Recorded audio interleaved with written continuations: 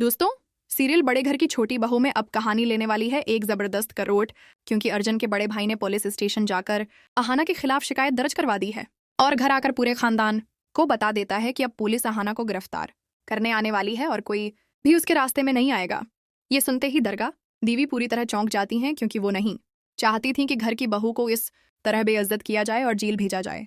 इसी बात पर वो अर्जुन के बड़े भाई को खूब सुनाती हैं, लेकिन अर्जुन का बड़ा भाई बेपरवाह होकर कहता है कि अगर अहाना हमारी बहू ही नहीं रहेगी तो वो जेल जाए या कहीं और, इससे हमें क्या फर्क पड़ता है। और अब जैसे ही 2 दिन बाद पुलिस घर आती है तो सबका दिल जोर जोर से धड़क रहा होता है। अर्जुन सामने आकर पुलिस से सवाल करता है कि आपके पास कोई सबूत नहीं है तो आप अहाना को कैसे गिरफ्तार कर सकते हैं। इस पर इंस्पेक्टर कहता है कि हमें कोर्ट में 24 घंटे के अंदर पेश करना है, आप सबूत लेकर आइए और अगर वो बेगुनाह हुई तो उसे छोड़ दिया जाएगा। लेकिन फिलहाल हमें अपने काम से मतलब है और पुलिस अहाना को साथ ले जाती है। लेकिन यहीं से शुरू होती है असली लड़ाई अर्जुन की, जहां वो अपने सारे काम छोड़कर सबूत ढूंढने में लग जाता है। तभी अर्जुन के हाथ कुछ ऐसा लगता है कि उसे बड़ी बुआ पर शक होता है कि बड़ी बुआ ही वो शख्स हैं जिन्होंने दवाई में गड़बड़ की थी और अहाना को फंसाने की पूरी कोशिश की थी।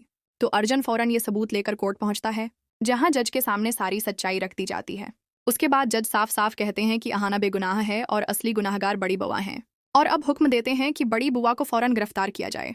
पुलिस वहीं से बड़ी बुआ को गिरफ्तार कर लेती है और जैसे ही हथकड़ी उनके हाथों में पड़ती है, पूरा घर सुन रह जाता है। दरगाह दीवी की आंखों से आंसू निकल आते हैं और वो अहाना से मुआफी मांगती हैं।